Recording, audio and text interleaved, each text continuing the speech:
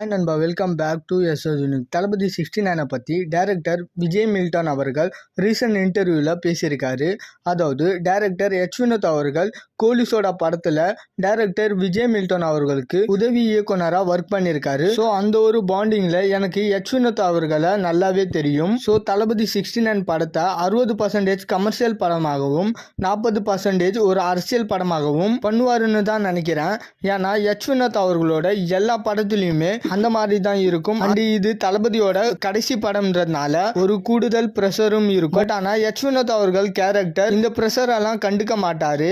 அவரு பட்டுக்கு அவர் வேலையை கரெக்டாக செஞ்சுட்டு மற்ற எதுவும் கண்டுக்க மாட்டாரு அப்படின்ற மாதிரி எச் வினோத் அவர்கள் பற்றியும் தளபதி 69 படத்தை பற்றியும் விஜய் மில்டன் அவர்கள் பேசியிருக்காரு.